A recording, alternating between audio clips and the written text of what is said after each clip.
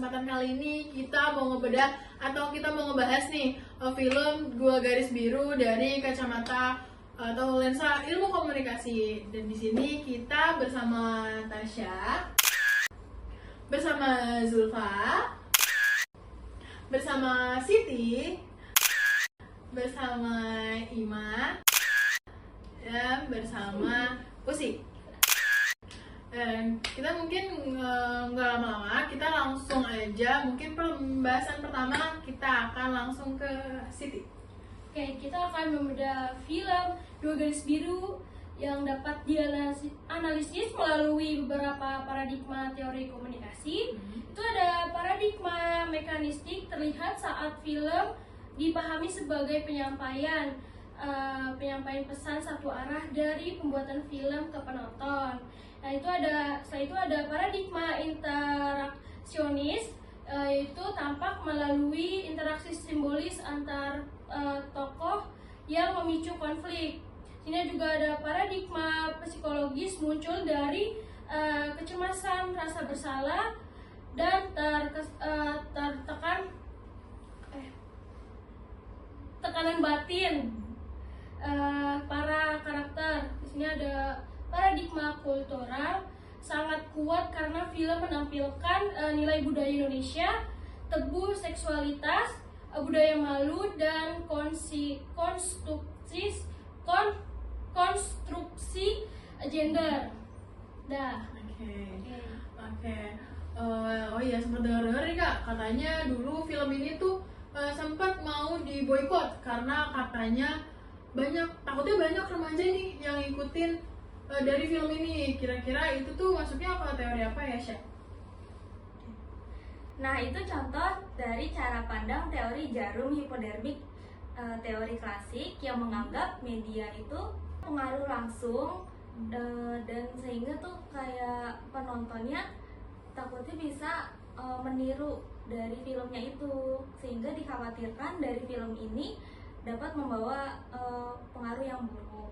Tapi kenyataannya kita pakai teori yang lebih kontemporer, yaitu teori encoding dan decoding, di mana dari Stuart Hall, karena penontonnya itu kan cerdas ya, jadi tuh ada yang setuju karena itu bisa termasuknya edukasi, tapi ada juga sebagian yang menganggapnya itu mungkin sensitif. Jadi kayak menganggap itu tuh sebagai hal yang tabu.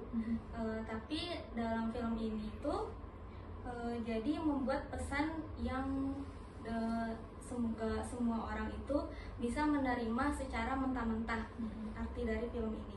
Oke.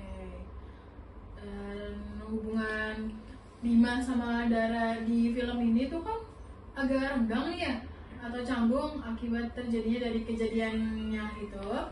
Nah, dari kacamata komunikasi interpersonal tuh gimana nih Kak Zulfa?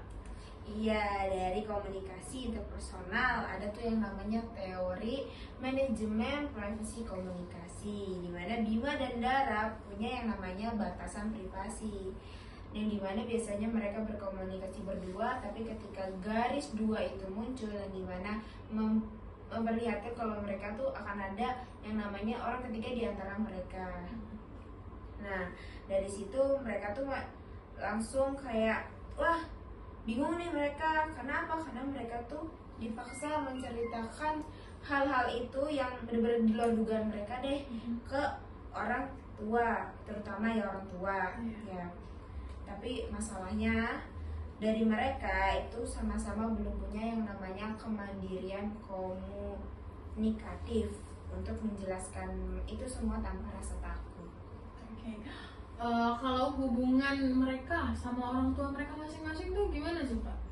Oh, itu menarik ya. Kita bakalan bahas itu di komunikasi kelompok. Nah, untuk bagian keluarga ya, dari kedua keluarga tersebut itu mempunyai karakter yang berbeda, yang dimana karakter Dara itu untuk kawasan menengah ke atas dan Bima itu menengah ke bawah gitu. Karena mempunyai karakter berbeda, otomatis mereka juga punya cara penyelesaian masalah yang berbeda dong. Tapi dengan adanya problem ini, masalah ini, itu membuat kedua keluarga itu untuk bersatu dengan kedua pemikiran yang beda. Di situ tuh harus memecahkan masalah dengan kedua pemikiran itu. Tapi karena kedua keluarga ini sibuk banget nih, wah mereka ngerasa mereka yang paling bener lah, keluarganya Bima ngerasa paling bener, keluarganya Dara ngerasa paling bener. Di situ mereka lupa bahwa yang pembuat masalah itu yang Bima dan Dara deh, mereka lupa pandangan dari Bima dan Daranya sendiri itu seperti apa, karena mereka terlalu sibuk dengan persepsinya masing-masing. Oke. Selanjutnya, kenapa sih Bima sama Dara itu kelihatan kayak dikejar-kejar setan banget nih? Padahal mereka tuh cuma ada di lingkungan sekolah sama di lingkungan rumah. Oh, itu kita bakalan masuk ke yang namanya opini publik. Di Indonesia masih tabu ya yang namanya seks, apalagi kita tuh masih punya stigma yang besar yang dimana hamil di luar nikah itu adalah aib besar, aib bagi diri sendiri, aib bagi keluarga, dan aib bagi sekolah ya.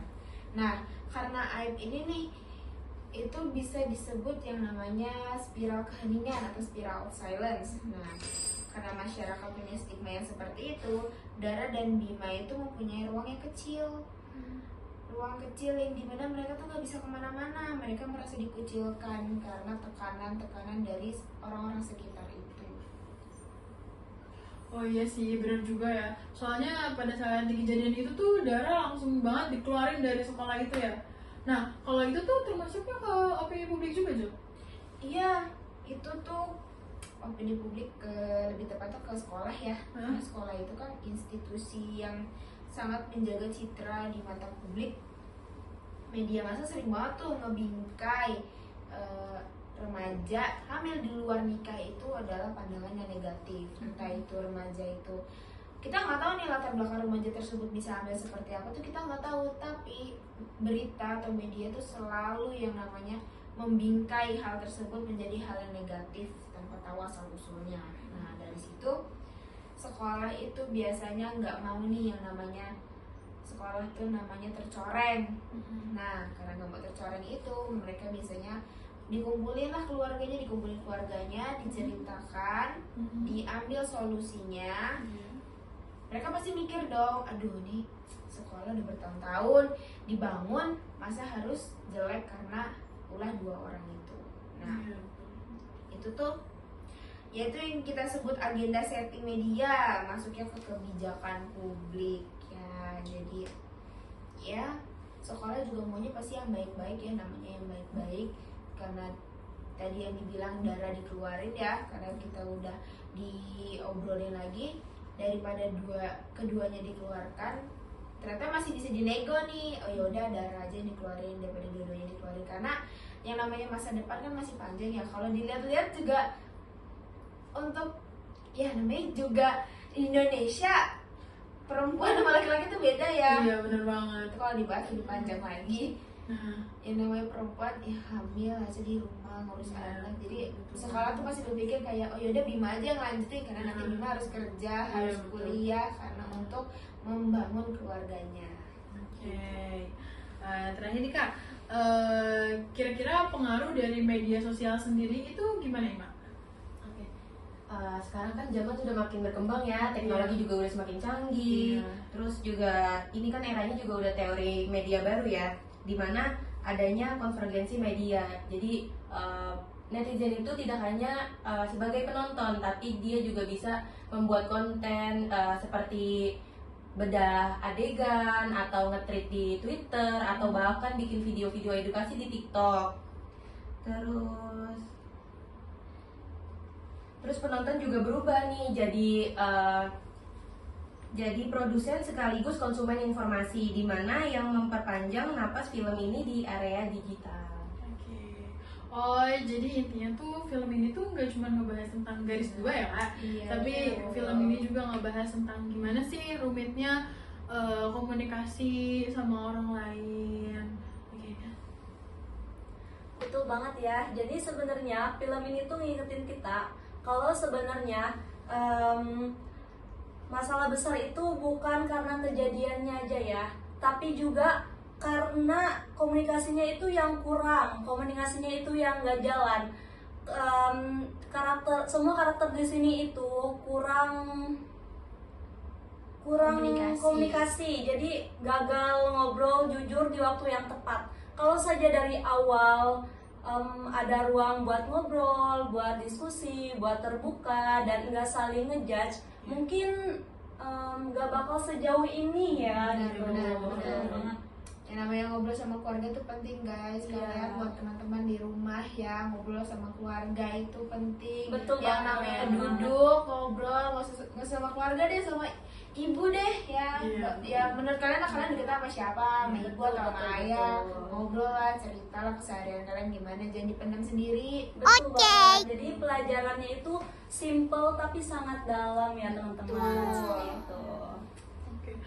Oh keren banget, makasih ya buat teman-teman udah mau ngasih informasinya, udah ngasih pengetahuannya tentang dari sudut pandang, cara pandang ilmu komunikasi ini. Oke, kita dari kelompok 1 mungkin cuma segitu aja yang bisa kita berikan. Mungkin sampai ketemu di podcast kita selanjutnya. Sampai jumpa. Goodbye saya.